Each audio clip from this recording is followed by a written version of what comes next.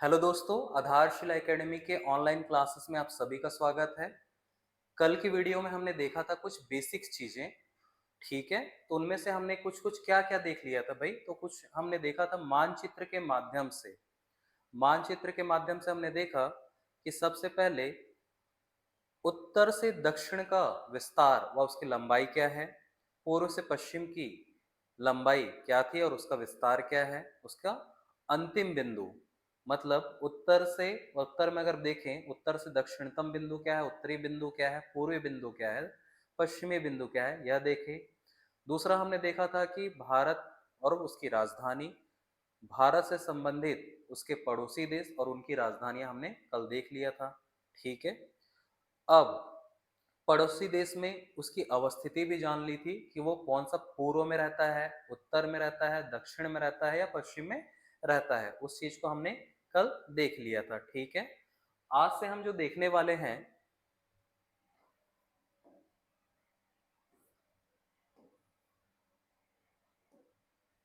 आज भी हम एक मानचित्र पहले बना लेते हैं और उस मानचित्र के माध्यम से ही हम क्या करेंगे, समझने का प्रयास करेंगे कि हमें क्या क्या चीज को देखना है। कल हमने क्षेत्रफल की भी जानकारी दी थी। जो भारत का क्षेत्रफल है वह 32,87,263 वर्ग किलोमीटर है। जो पूरे विश्व का कितना परसेंट है वह भी प्रश्न पूछ लेता है, तो वह 2.4% है। इसकी जानकारी हमने कल आपको दे दी थी। ठीक है, पूर्व से पश्चिम का विस्तार हमने देख लिया था 2,933 किलोमीटर। उत्तर से दक्षिण का विस्तार भी हमने देख लिया था, वह है 3,214 किलोमीटर। ठीक है, आज हम लोग मानचित्र के माध्यम से ही आगे बढ़ते हैं। तो सबसे पहले आप लोग बना लीजिएगा मानचित्र। ठीक है,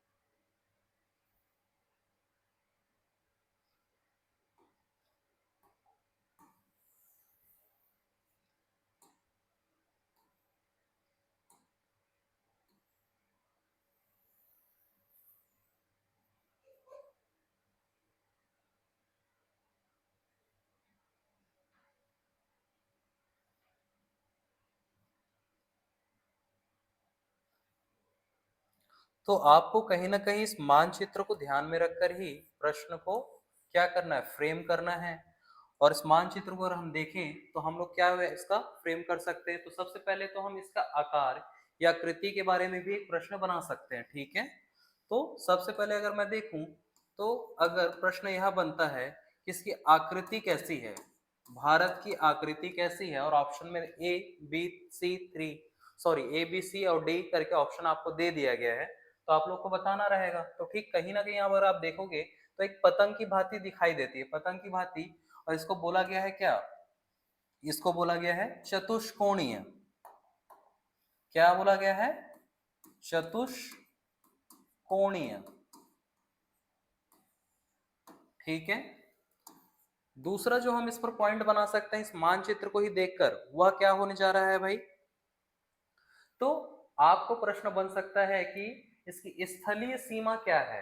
अगर आप देखें तो इसकी स्थलीय सीमा क्या है, यह प्रश्न पूछ लिया जाएगा। तो आपको स्थलीय सीमा के बारे में अगर पूछता है तो आप लोग कहां से लेके चलेंगे। आप लोग देखते हैं, यहां से उठाकर आप चलना स्टार्ट करोगे।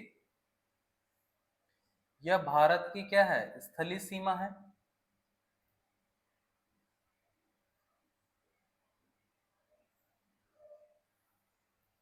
और भारत की स्थलीय सीमा की लंबाई अगर आपसे पूछ लिया जाए तो आपको बताना पड़ेगा।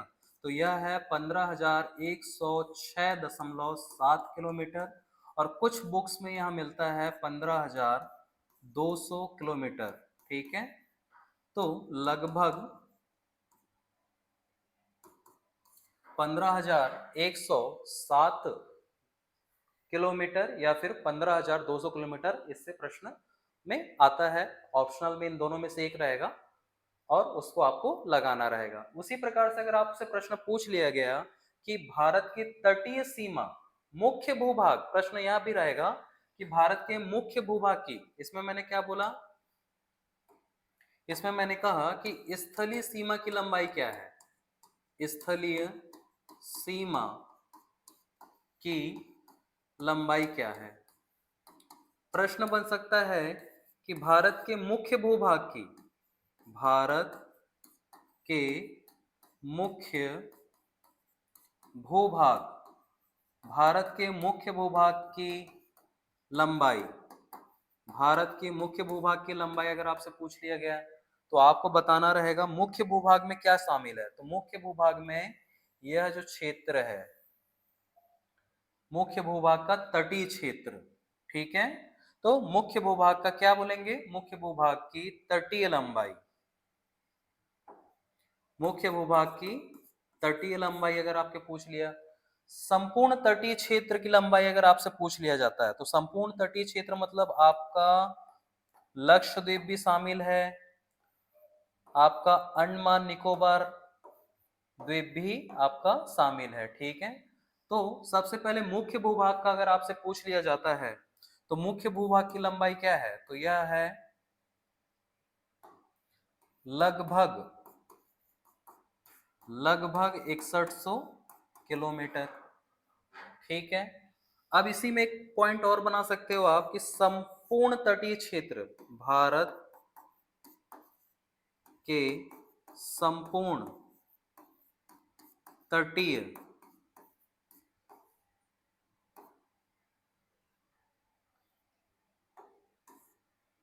तटीय लंबाई, यह पूछ लिया गया है तो आपको इसको भी शामिल करना पड़ेगा, आपको अंडमान द्वीप को भी शामिल करना पड़ेगा। और यह कितना है, तो इसको बोलेंगे 7,516.7 किलोमीटर। ठीक है, कितना है, 7,516.7 किलोमीटर। ठीक, आप नेक्स्ट पॉइंट क्या बना सकते हो, और तो नेक्स्ट पॉइंट आप बना सकते हैं क्या,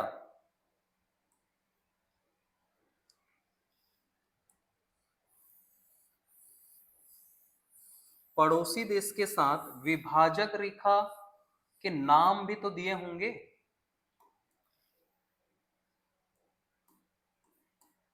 पड़ोसी जो देश हैं उनके साथ जो विभाजक रेखा, मतलब स्वतंत्रता के समय क्या हुआ, पार्टीशन हुआ था, और पार्टीशन के समय कुछ नाम दे दिया गया है बॉर्डर से संबंधित। ठीक है, जिन्हें क्या किया गया, अंतरराष्ट्रीय विभाजक रेखा कहा गया है, और उसका नाम अगर आपको पूछ ही दिया गया तो आपको बताना पड़ेगा। तो विभाजक रेखा के बारे में अगर आपको पूछा जाए तो सबसे पहले अगर आप देखो तो यहां पर मिलता है आपको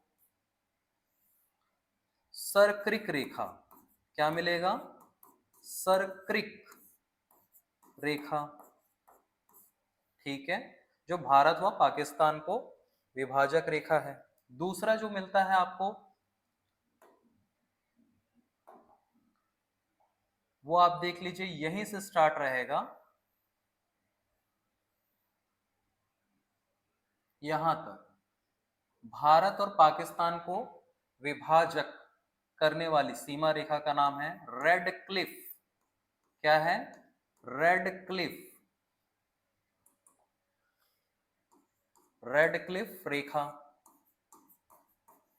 ठीक है, अफगानिस्तान, अफगानिस्तान और भारत को अलग करने वाली सीमा रेखा का नाम क्या है, तो इसका नाम है ड्यूरंड, ड्यूरंड रेखा। ठीक है, चाइना और भारत को अलग करने वाली विभाजक रेखा का नाम क्या है, तो इसको हम लोग बोलेंगे मैकमोहन, मैकमोहन रेखा। बांग्लादेश, बांग्लादेश क्या था पहले? पूर्वी पाकिस्तान था, तो इसमें भी आपको रेड क्लिप रेखा मिलेगा, ठीक है, रेड क्लिप रेखा। इसी को म्यांमार के साथ अगर आपको पूछ लिया गया तो म्यांमार के साथ आप बताओगे इंडो म्यांमार रेखा, ठीक है। क्योंकि अगर हम ध्यान से देखें तो केवल पाकिस्तान और चीन के साथ ही हमको विशिष्टीकृत विभाजक रेखा का नाम मिलता है, अन्य देशों के साथ हमें वह विभाजक रेखा का नाम नहीं मिलता। ना ही हमें नेपाल के साथ दिखाई देता है, ना भूटान के साथ, ना ही म्यांमार के साथ। तो क्या है, पड़ोसी देशों के साथ जो विभाजक रेखा है उसमें सिर्फ पाकिस्तान, चीन और बांग्लादेश के साथ ही आपको दिखाई देगा। पाकिस्तान और भारत को अलग करने वाली जो विभाजक रेखा है वह है रेड क्लिफ, दूसरा सर्क्रिक। अफगानिस्तान और भारत को अलग करने वाली जो रेखा का नाम है वह डूरंड रेखा है। भारत और चीन को अलग करने वाली विभाजक रेखा का नाम है मैकमोहन रेखा, ठीक है। नेक्स्ट पॉइंट हम लोग और क्या बना सकते हैं भाई? तो नेक्स्ट पॉइंट हम लोग इस पर देख सकते हैं कि पड़ोसी देशों के साथ भारत की सीमा रेखा की लंबाई कितनी है, ठीक है। तो इन सबको आप एक बार क्या कर लीजिए, स्क्रीनशॉट ले लीजिए, और इसके बाद मैं दूसरा आपको पॉइंट बताता हूं। तो भारत का पड़ोसी देशों के साथ सीमाई रेखा की लंबाई, सीमा जो रेखा है, अंतरराष्ट्रीय सीमा रेखा, उसकी लंबाई कितनी है उसे भी हमको जानना चाहिए।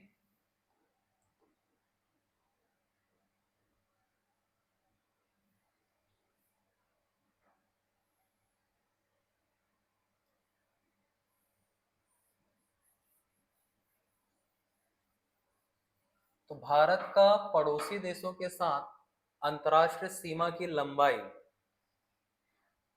नेक्स्ट पॉइंट आपको, भारत का पड़ोसी देशों के साथ अंतरराष्ट्रीय सीमा रेखा की लंबाई।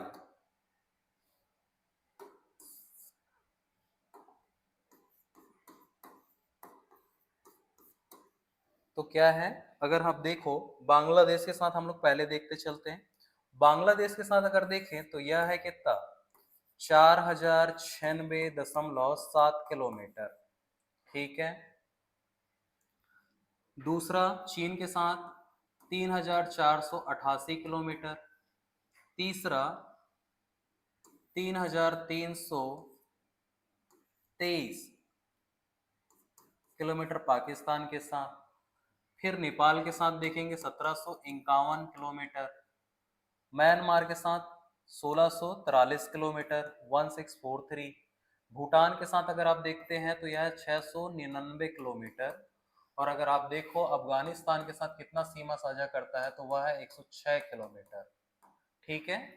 तो अगर प्रश्न इसमें बनता है कि इसे बढ़ते क्रम में प्रश्न आ जाएगा कि अंतरराष्ट्रीय सीमा साझा करने वाले देशों में सबसे अधिक कौन सा देश सीमा रेखा का भारत के साथ स्पर्श करता है अंतरराष्ट्रीय सीमा, तो आपको बताना होगा वह है बांग्लादेश। सबसे कम अगर पूछ लिया गया तो अफगानिस्तान। इसी को आप आज के समय में बना दिया जाता है बढ़ते क्रम में क्या है या घटते क्रम में, इसको जमाइए। तो आपको सबसे पहले क्या करना पड़ेगा, अगर घटते क्रम में अगर आपको पूछ लिया गया है तो उसके हिसाब से आप बताएंगे, मतलब सबसे बड़ा पहले रहेगा, फिर दूसरा बड़ा आएगा, सॉरी सबसे बड़ा, उसके बाद बड़े से उसके बाद का, उसके बाद का, मतलब छोटा होते जाएगा, घटते जाएगा। तो सबसे पहले क्या है, बांग्लादेश, दूसरा चीन, फिर पाकिस्तान, पाकिस्तान या नेपाल, नेपाल के बाद क्या हो जाएगा, म्यांमार, म्यांमार के बाद भूटान, और अंतिम में क्या, ये उसी प्रकार से बोल दिया बढ़ते क्रम में बताइए। तो सबसे पहले क्या करेंगे, इससे स्टार्ट करेंगे अफगानिस्तान से 106, फिर क्या करेंगे 699 वाला भूटान, उसके बाद म्यांमार के साथ 1643, फिर नेपाल के साथ 1751, फिर पाकिस्तान के साथ 3323 किलोमीटर, और उसके बाद चाइना के साथ 3488 किलोमीटर, और अंतिम में आपका आ जाएगा बांग्लादेश के साथ। तो इसको पूछ लिया जाता है बढ़ते क्रम में, घटते क्रम में, या स्पेसिफिक किसी देश का अंतरराष्ट्रीय सीमा रेखा जो भारत के साथ संलग्न है उसको डायरेक्टली भी पूछ लिया जाता है। ठीक है, तो इसको आप लोग देख लेंगे। अब क्या देख रहे हैं भाई, तो अब हम लोग इसमें देख सकते हैं कि इस पर भारत की अक्षांशीय और देशांतर विस्तार कितना है। ठीक है, तो भारत का भारत का अक्षांशीय व देशांतरी विस्तार कितना है,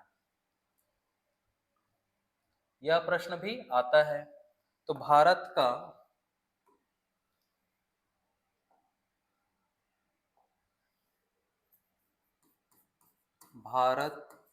का अक्षांशीय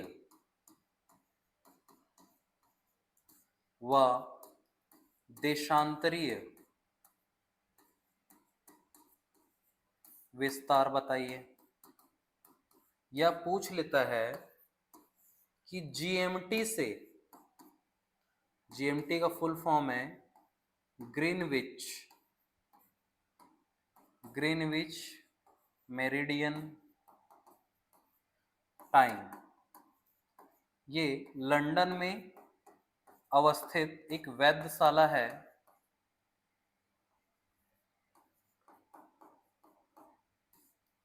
जिसे 0 डिग्री माना गया है। ठीक है, वहां से वेध से कितना घंटे आगे है, यह प्रश्न आ जाता है।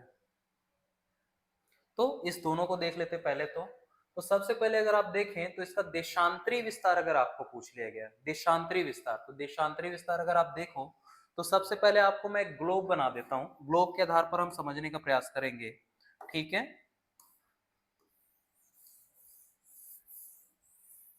तो सबसे पहले हम लोग देख लेते हैं ग्लोब। या अगर मैं इसको एक ग्लोब मान के चल रहा हूं तो ग्लोब को दो खंडों में बांट के देखा गया है। यह है पूर्वी क्षेत्र और यह है पश्चिमी क्षेत्र। ठीक है, इसी के आधार पर अगर आप न्यूज़पेपर में देखते हो तो ये इसी को बोला जाता है, क्योंकि इधर north America, south America, Europe है, तो इसी को बोला जाता है पश्चिमी देश। और यहाँ पर एशिया महाद्वीप है और उसी के उपखंड के रूप में क्या है, भारतीय उपमहाद्वीप है। तो यह सब क्या कहलाता है, आपका पूर्वी देश कहलाता है। ठीक है, अब यहाँ पर लंदन है, यूरोप में एक जगह है लंदन, तो वहां पर एक वेधशाला है जिसका नाम ग्रीनविच, जो जगह का नाम है ग्रीनविच, उसी को यहाँ पर हम लोग मान लिए हैं 0 डिग्री मान लिया गया है। ठीक है, तो भूगोलवेत्ताओं ने इसको 0 डिग्री माना और इधर के समय पर क्या होते गया, वो बढ़ते गया। तो कहीं ना कहीं अगर आप देखो, और ये है आपका भूमध्य रेखा, यहाँ पर भी यहाँ 0 डिग्री है। तो 0 डिग्री से अगर आप यहाँ इधर बढ़ते जाओगे तो वह 1 degree, 2 degree, 1 degree, 2 degree, 3 degree, 4 degree, ऐसे करके यह बढ़ते जाएगा। और यहां से कहीं ना कहीं आपको भारत का विस्तार, देशांतरी विस्तार की भी जानकारी हो जाएगी। ठीक है, तो हम भारत के देशांतरी विस्तार को अगर देखें तो यहाँ अगर आप देखोगे तो ये है आपका क्या, पश्चिमी बिंदु, यह है पूर्वी बिंदु, यह है उत्तरी बिंदु और यह है दक्षिण बिंदु। ठीक है, और दक्षिणतम बिंदु तो ये है। तो अगर देशांतरी विस्तार की बात करें तो यह है 68 डिग्री 7 मिनट उत्तरी पूर्वी गोलार्ध। ठीक है, उत्तरी पूर्वी गोलार्ध में है, से कहां तक, तो ये वाला आपको आ जाएगा 97 डिग्री 25 मिनट उत्तरी पूर्वी गोलार्ध में। उसी प्रकार से अगर आपको इसका अक्षांशीय विस्तार पूछ लिया गया तो आप बोलोगे 8 डिग्री 4 मिनट उत्तरी गोलार्ध, 8 डिग्री 4 मिनट उत्तरी गोलार्ध से लेकर 37 डिग्री 6 मिनट उत्तरी गोलार्ध तक। क्योंकि यह वाला जो, इसे अगर दो भागों में बांट के देखा जाए, अगर इसे हम दो भाग में बांट के देखते हैं तो यह वाला उत्तरी क्षेत्र है, ये पूरा उत्तरी गोलार्ध, और यह कहलाता है आपका दक्षिणी गोलार्ध। तो इसी के अनुरूप हम लोग देखते हैं कि भारतीय उपमहाद्वीप उत्तरी गोलार्ध में है। तो उत्तरी गोलार्ध में कौन सा अक्षांश है, 8 डिग्री 4 मिनट से लेकर, 8 डिग्री 4 मिनट से लेकर उत्तरी गोलार्ध से लेकर 37 डिग्री 6 मिनट उत्तरी गोलार्ध पर है। देशांतर की बात होगी तो यह 68 डिग्री 7 मिनट उत्तरी पूर्वी गोलार्ध से लेकर 97 डिग्री 25 मिनट उत्तरी पूर्वी गोलार्ध पर अवस्थित है। ठीक है, इसी को अगर पूछ लिया गया कि यह जीएमटी से कितने घंटे आगे है, प्रश्न यहां आता है कि भारतीय आईएसटी समय, भारतीय समय जीएमटी से कितना घंटा आगे चलता है, तो आप सीधा सा यहां पर बनाएंगे। 1 मिनट का होता है, सॉरी 1 डिग्री का होता है 4 मिनट का अंतर। 1 डिग्री में 4 मिनट का अंतर, तो यहाँ पर क्या कर सकते हो आप, 68 डिग्री से स्टार्ट हो रहा है, 68 डिग्री 7 मिनट, तो कहीं ना कहीं आप इसको बेस पे आप कैलकुलेशन करेंगे तो यह आएगा आपका 5 घंटा 30 मिनट आगे। ठीक है, 5 घंटे 30 मिनट आगे चलता है। और क्या बोल सकते हो, तो अगर हम पूर्व से पश्चिम के बीच में कितने घंटे का अंतर मिलेगा, तो अगर आप यह देखो तो यह 97 डिग्री 25 मिनट है, और दूसरा है 68 डिग्री 7 मिनट, दोनों के बीच अगर निकालें तो लगभग 30 डिग्री का अंतर मिलता है, लगभग 30 डिग्री का अंतर है। तो पूर्व से पश्चिम के दूरी के बीच में समय का अंतर अगर आप देखो तो लगभग, अगर प्रश्न पूछ लिया जाता है तो आप लोग बोलोगे लगभग 2 घंटे का अंतर आपको मिलेगा।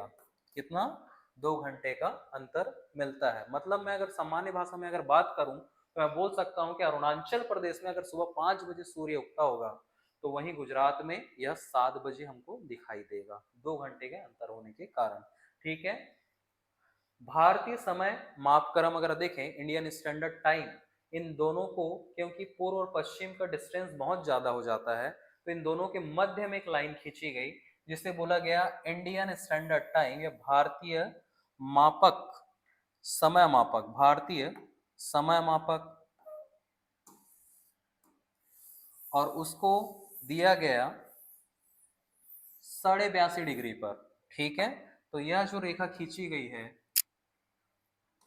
यह जो रेखा खींची गई है वह है 82.5 डिग्री पर। ठीक है, तो कभी कभी प्रश्न यह बनता है कि जो 82.5 डिग्री है, भारत में भारतीय समय, भारतीय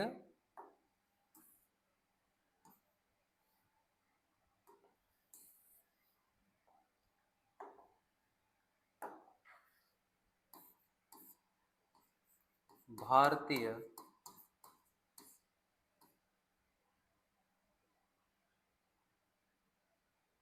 मापक समय रेखा कितने राज्यों, कितने राज्यों को स्पर्श, स्पर्श करती है। तो अगर आपको यह प्रश्न पूछ लिया गया तो सबसे पहले आप बताएंगे यह यूपी, दूसरा है एमपी, तीसरा है छत्तीसगढ़, चौथा है उड़ीसा और पांचवा है आंध्र प्रदेश। ये कुछ कुल मिलाकर ऐसे चलता है। ठीक है, तो 5 राज्य हैं। 5 राज्य कौन सा, UP, MP, CG, UP MP CG, Orissa, Andhra Pradesh. तो 1 2 3 4 5, 5 ऐसे राज्य हैं जो क्या करते हैं, आईएसटी को स्पर्श करते हैं। आईएसटी 5 राज्यों को स्पर्श करके चलता है। ठीक है, नेक्स्ट एक और मैप बना लेते हैं, और इस मैप के अनुरूप हम लोग क्या करेंगे, आगे का प्रश्न देखेंगे।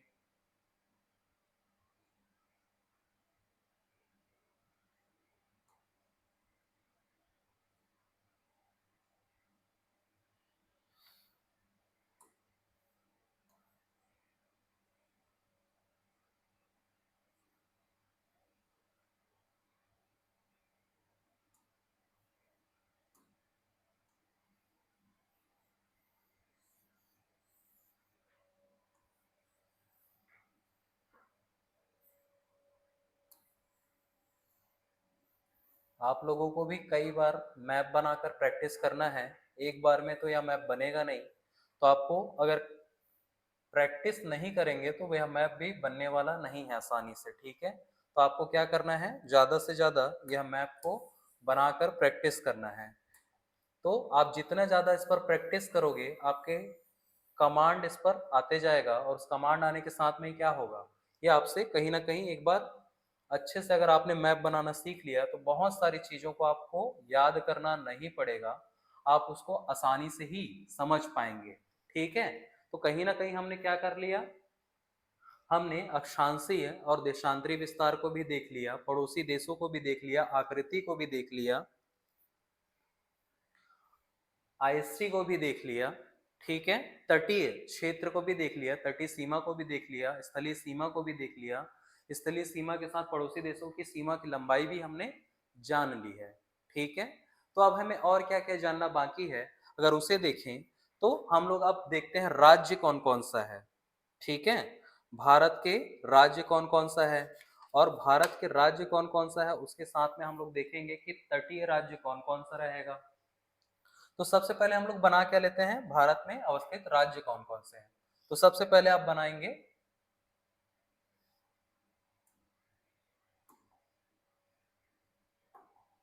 सबसे आप पहले बना लीजिए आप जम्मू एंड कश्मीर। दूसरा आप बनाएंगे क्या, लद्दाख।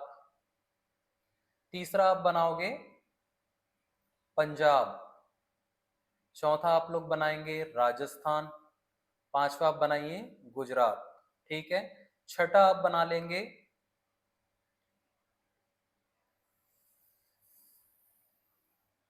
छठवा आप बना के चलिए छत्तीसगढ़ को, ठीक है। छत्तीसगढ़ के बाद आप बना लेंगे उत्तर प्रदेश। उत्तर प्रदेश के बाद आप ऊपर से आ जाइए यहां पर, और यहां आप बनाएंगे क्या, तो यहां पर आप लोग बना लीजिए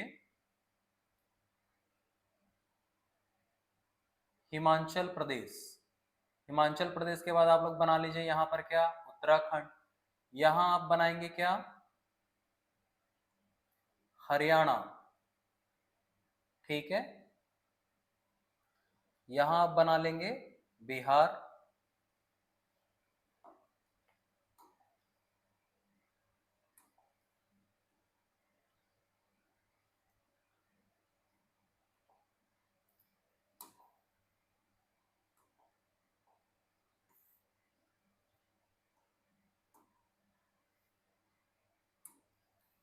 यहां आप लोग बना लोगे क्या, बिहार। बिहार के बाद आप बनाएंगे झारखंड, ठीक है। अब यहां पर आप बना लीजिए सिक्किम। यहां से आप काट दीजिए, और ये आपका बनकर तैयार हो जाएगा वेस्ट बंगाल। वेस्ट बंगाल के बाद आप इधर आ जाएंगे, यहाँ से आप एक सीधी सी लाइन ऐसे खींच दीजिए। यहाँ पर आपका हो जाएगा अरुणाचल प्रदेश। दूसरा है आपका नागालैंड। तीसरा है आपका मणिपुर, और उसके बाद आ जाएगा मिजोरम। फिर इधर आ गया आपका त्रिपुरा, और यहाँ पर आ जाएगा आपका मेघालय, और बीच में आपका असम, ठीक है। यहाँ से आप फिर स्टार्ट करेंगे, ये आपका क्षेत्र जाएगा मध्य प्रदेश। यहाँ पर आपका आ जाएगा महाराष्ट्र। यह आपका आ जाएगा गोवा। गोवा के बाद आप बना लीजिए क्या, कर्नाटक को। कर्नाटक के बाद आप बनाएंगे तेलंगाना। तेलंगाना के बाद आप बना लीजिए केरल को। केरल के बाद आप बनाएंगे क्या, तमिलनाडु। और यह वाला जो क्षेत्र है आपका हो जाएगा उड़ीसा और आंध्र प्रदेश, ठीक है। तो इस प्रकार से अगर आप देखो कि भारत में कितने राज्य अवस्थित है वर्तमान में, अगर यह प्रश्न अगर आपसे पूछ लिया जाएगा तो आप इसमें बता सकते हो कि राज्य की बात की जाए तो 1, 2, 3, 4, 5, 6, 7, 8, 9, 10, 11, 12, 13, 14, 15, 16, 17, 18, 19, 20, 21, 22, 23, 24, 25, 26, 27, और ये हो जाएगा सॉरी 28। तो कुल मिलाकर भारत में वर्तमान राज्य कितने हैं, अगर आपका पूछ लिया गया तो आप बता सकते हो कि 28 राज्य हैं। अब इसी को अगर आपको पूछ लिया जाएगा 28 राज्य कौन कौन से हैं, आप इसे बताइए, तो मैं स्टार्ट करूंगा यहां से पहले नंबर से। आप इस क्रम से स्टार्ट कीजिए, या आप इस क्रम से स्टार्ट कीजिए, ताकि आप उस राज्य को दोबारा मत बोल पाए या फिर गलती होने की संभावना कम हो जाए, तो आप सबसे पहले क्या बोलेंगे? पंजाब से हम लोग लेना चालू करते हैं, आप लोग भी इसको देखते जाइए कैसे पढ़ रहे हैं। पंजाब, दूसरा है राजस्थान, तीसरा है आपका गुजरात, चौथा है महाराष्ट्र, पांचवा है गोवा, छठा है कर्नाटक, सातवां है केरल, आठवां है तमिलनाडु, नौवां आपका आ जाएगा आंध्र प्रदेश, 10वां आपका आ जाएगा उड़ीसा और 11वां आ जाएगा आपका वेस्ट बंगाल, 12वां आपका बिहार, 13 आपका उत्तर प्रदेश, 14 आपका उत्तराखंड और 15वां आपका आ जाएगा क्या? हिमाचल प्रदेश। 16वां राज्य आपका आ जाएगा हरियाणा, 17वां राज्य मध्य प्रदेश, 18वां राज्य आपका झारखंड और 19वां राज्य आपका आ जाएगा छत्तीसगढ़ और 20वां राज्य आ जाएगा आपका क्या? तेलंगाना। 21वां राज्य चले जाएंगे सिक्किम पे, 22वां राज्य असम, 23 राज्य आ जाएगा, 23वां राज्य आपका अरुणाचल प्रदेश, 24वां राज्य आपका आ जाएगा नागालैंड, 25वां राज्य आपका आ जाएगा मणिपुर, 26वां राज्य आपका आ जाएगा मिजोरम, 27वां राज्य आपको मिलेगा त्रिपुरा के रूप में और 28वां राज्य आपको मिलेगा क्या? मेघालय के रूप में। इस प्रकार से आपने 28 राज्य को बोल दिया और इसमें आपको किसी भी प्रकार की कोई डाउट नहीं आया। इसको आप क्या करेंगे? कंटिन्यू कई बार आपको प्रैक्टिस करना पड़ेगा इस मैप को बना बनाकर, ठीक है। पूछ लिया गया प्रश्न कि वर्तमान में केंद्र शासित प्रदेश कौन से हैं, तो आप लोग बता सकते हो। सबसे पहला है लद्दाख, दूसरा है जम्मू एंड कश्मीर, तीसरा आपको यहां पर मिलेगा, तीसरा आपको यहां पर मिलता क्या है? चंडीगढ़, यहां पर आपको मिले, सॉरी यहां पर आपको मिलेगा दिल्ली, उसके बाद क्या मिलेगा? यहां पर मिलेगा दमन एंड दीव, दमन दीव, दादर नागर हवेली, ठीक है। यहां आपको मिल जाता है क्या? लक्षद्वीप, यहां हमको मिल जाएगा अंडमान निकोबार और एक आपको मिलता क्या है? पुदुचेरी। तो वर्तमान में राज्यों के, हाँ, केंद्र शासित राज्यों की संख्या, वर्तमान में केंद्र शासित प्रदेश कितने हैं? ठीक है। तो प्रश्न यह बनता है कि वर्तमान में भारत में राज्य व संख्या, तो इसको तो हमने देख लिया, ठीक है। तो मैं बोल सकता हूं क्या? पंजाब,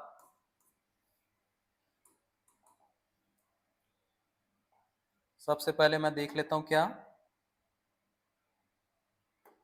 पंजाब, दूसरा राजस्थान, तीसरा गुजरात, चौथा महाराष्ट्र, पांचवा गोवा, छठवा कर्नाटक, सातवां केरल, आठवां तमिलनाडु, नौवां आंध्र प्रदेश, 10वां उड़ीसा, 11वां वेस्ट बंगाल, 12वां बिहार, 13 यूपी, 14 आपका उत्तराखंड, 15वां आपका हिमाचल प्रदेश, 16वां आपका आ जाएगा हरियाणा, 17वां आपका आ जाएगा एमपी, 18वां आपका आ जाएगा झारखंड, 19वां आपका आएगा छत्तीसगढ़, 20 आपका आ जाएगा तेलंगाना, ठीक है। 21वां आपका आ जाएगा सिक्किम, 22वां आपका मिल गया असम, ठीक है। 23 आपको मिल गया अरुणाचल प्रदेश, 24 आपको मिल जाएगा क्या? नागालैंड, फिर आपको मिल गया मणिपुर, उसके बाद मिजोरम, त्रिपुरा और अंत में आपको मिला मेघालय, ठीक है। इस प्रकार से 28 राज्य आपके हो जाते हैं और आपको पूछ लिया जाता है कि वर्तमान में केंद्र शासित केंद्र शासित प्रदेश कौन से हैं और कितने हैं। यह प्रश्न बोल लेगा तो सबसे पहले आपको मिलेगा लद्दाख, दूसरा मिलेगा जम्मू एंड कश्मीर, तीसरा आपको मिलता है चंडीगढ़, चंडीगढ़, उसके बाद आपको मिलता है दिल्ली, उसके बाद दमन एंड दीव व दादर एंड नागर हवेली, ठीक है। फिर आपको मिलेगा क्या? लक्षद्वीप, लक्षद्वीप, उसके बाद पुदुचेरी, पुदुचेरी व उसके बाद अंत में आएगा आपका अंडमान व निकोबार। इस प्रकार से अगर आप काउंट करते हैं तो यह आ जाएगा 1 2 3 4 5 6 7 और 8। तो मैं कह सकता हूं कि वर्तमान में 8 केंद्र शासित प्रदेश है। अब इसमें प्रश्न एक और आप बना सकते हो कि अंतरराष्ट्रीय सीमा स्पर्श करने वाले केंद्र शासित प्रदेश की संख्या कितनी है। तो आप बता सकते हो कि क्या लद्दाख और जम्मू एंड कश्मीर जो अंतरराष्ट्रीय सीमा को स्पर्श करते हैं, संख्या के रूप में पूछा जाएगा तो 2। प्रश्न एक और बन सकता है कि तटीय क्षेत्र, भारत के तटीय क्षेत्र में कौन सा केंद्र शासित प्रदेश अवस्थित है। तो तटीय क्षेत्र में अगर आपसे पूछ लिया जाएगा तो आप बोलोगे दमन एंड दीव और पुदुचेरी। एक और प्रश्न बन सकता है इससे कि प्रश्न ये बनेगा कि हमारे भारत में द्वीपीय केंद्र शासित प्रदेश कितने हैं और कौन कौन से हैं। अगर ऐसा पूछ लिया जाएगा तो आप बताओगे लक्षद्वीप और अंडमान निकोबार। आप मैं जो बता रहा हूं उसको आप नोट करते चलिएगा, क्योंकि कहीं ना कहीं इससे भी प्रश्न बनते चलेंगे। ठीक है, एक प्रश्न आप और बना सकते हैं या फिर मैं नोट कर देता हूं आपको कि अंतरराष्ट्रीय अंतरराष्ट्रीय सीमा स्पर्श करने वाले यूटी कितने हैं। दूसरा, तटीय स्पर्श करने वाले यूटी कितने हैं। ठीक है,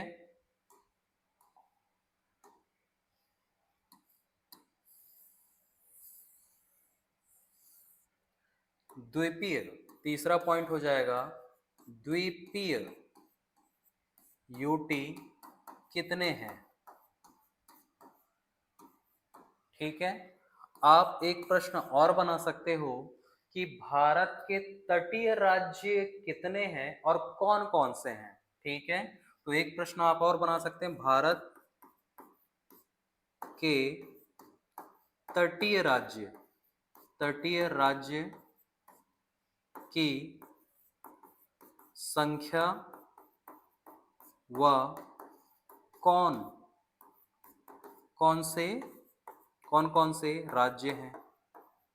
तो अगर आप इस प्रश्न को अगर देखें तो आप सीधा इस मैप को, मानचित्र को देखकर आप बता सकते हो कि तटीय राज्य कौन कौन से हैं। तो तटीय राज्य देखने के लिए सीधा सिंपल सा एक हम लोग ध्यान देंगे, वह रहेगा कौन सा। सबसे पहले आएगा गुजरात, दूसरा है महाराष्ट्र, तीसरा है गोवा, चौथा है कर्नाटक, पांचवा है केरल, छठवा है तमिलनाडु, सातवां है आंध्र प्रदेश, आठवां है उड़ीसा और नौवां है क्या, पश्चिम बंगाल। तो मैं बोल सकता हूं भारत में तटीय राज्यों की संख्या है 9, जिनके नाम हैं पश्चिम बंगाल, उड़ीसा, आंध्र प्रदेश, तमिलनाडु, केरल, कर्नाटक, गोवा, महाराष्ट्र और गुजरात। उसी प्रकार से अंतरराष्ट्रीय सीमा स्पर्श करने वाले राज्यों के नाम व संख्या कितनी है, यह भी प्रश्न बना सकते हो आप लोग। तो एक प्रश्न आप और बना लीजिए कि अंतरराष्ट्रीय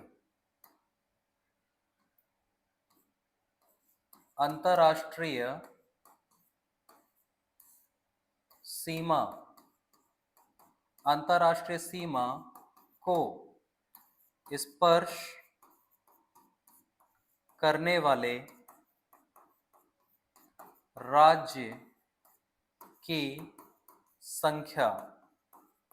ठीक है, अंतरराष्ट्रीय सीमा को स्पर्श करने वाले राज्यों की संख्या कौन सी, राज्यों की संख्या कितनी है और कौन निम्न में से कौन सा राज्य अंतरराष्ट्रीय सीमा को स्पर्श करता है, ऐसा भी प्रश्न पूछ लिया जाता है। ठीक है, तो अगर आपको मानचित्र का सही ज्ञान है तो आप इसको बता पाएंगे। एक प्रश्न और बन जाएगा कि अंतरराष्ट्रीय सीमा को स्पर्श करने वाले राज्य व यूटी समेत संख्या कितनी है, यह भी एक प्रश्न आप बना सकते हो। तो कहीं ना कहीं आप इसको काउंट कर लेते हैं। तो अंतरराष्ट्रीय सीमा को स्पर्श करने वाले राज्य अगर हम देखें तो कौन कौन सा है? सबसे पहले गुजरात, जो पाकिस्तान को स्पर्श करता है। दूसरा राजस्थान, तीसरा है पंजाब, चौथा है आपका हिमाचल प्रदेश, पांचवा है उत्तराखंड, छठवा है यूपी, सातवां है बिहार, आठवां है पश्चिम बंगाल, नौवा है आपका सिक्किम, दसवां है आपका असम, ग्यारहवा आपका अरुणाचल प्रदेश, बारहवा है आपका नागालैंड, तेरह है आपका मणिपुर, चौदहवा आपका मिल जाएगा मिजोरम, पंद्रहवा आपका मिलेगा त्रिपुरा और सोलहवा आपको मिल जाएगा क्या? मेघालय।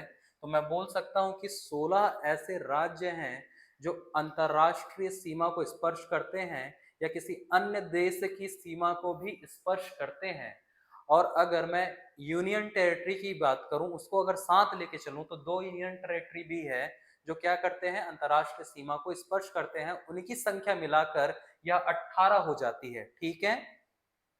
प्रश्न एक और बन सकता है कि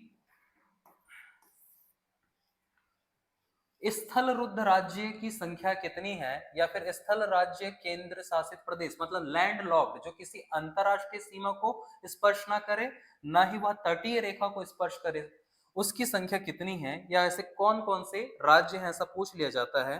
तो भारत भारत के लैंड लॉक्ड, हिंदी में इसको बोलते हैं स्थल रुद्ध राज्य व यूटी की संख्या व नंबर बताइए। तो ऐसे कौन कौन से राज्य हैं जो क्या करते हैं? ना तो तटीय सीमा को स्पर्श करते हैं और ना ही क्या करते हैं, वो ना तो वह स्थलीय सीमा इंटरनेशनल बॉर्डर को स्पर्श करते हैं। तो वह है सबसे पहले हरियाणा। ठीक है, हरियाणा। दूसरा है आपका मध्य प्रदेश। क्या है? मध्य प्रदेश। तीसरा है आपका झारखंड। चौथा आपको मिलेगा छत्तीसगढ़। और पांचवा आपको मिलेगा जो लैंड लॉक्ड है, वह है तेलंगाना। ठीक है।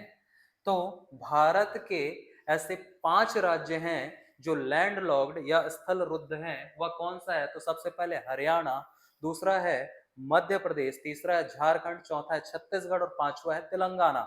उसी प्रकार से अगर यूनियन टेरिटरी की बात की जाए कि कितने ऐसे यूनियन टेरिटरी है जो लैंड लॉक्ड है, तो आप बताएंगे क्या? आपको कहना रहेगा कि सबसे पहले तो आप देख लीजिए कि चंडीगढ़ है, चंडीगढ़। और दूसरा आपको यहां पर मिलेगा दिल्ली। तो एक आपका आ जाएगा चंडीगढ़, चंडीगढ़ जो लैंडलॉक है। दूसरा कौन सा है? तो दूसरा आपको मिलेगा दिल्ली। ठीक है, तो इसकी संख्या भी हमने काउंट कर लिया।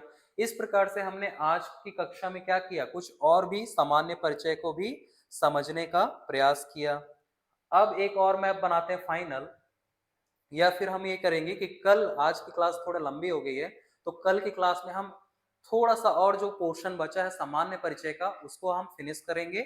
और अंत में कुछ अगर आपको डाउट रह जाएगा तो आप कमेंट के माध्यम से मुझसे प्रश्न पूछ लीजिएगा, मैं आपको डाउट सेशन क्लास में उसको बता दूंगा। और इसी के आधार पर हम क्या करेंगे, कम से कम 20 से 25 प्रश्नों को सॉल्व करेंगे। ठीक है, तो आप लोग ज्यादा से ज्यादा सब्सक्राइब कीजिए, लाइक कीजिए और शेयर कीजिए, ताकि हम ऐसे वीडियो बनाने के लिए और भी प्रेरित हो सके। ठीक है, तो आज के लिए इतना ही करते हैं। Thank you.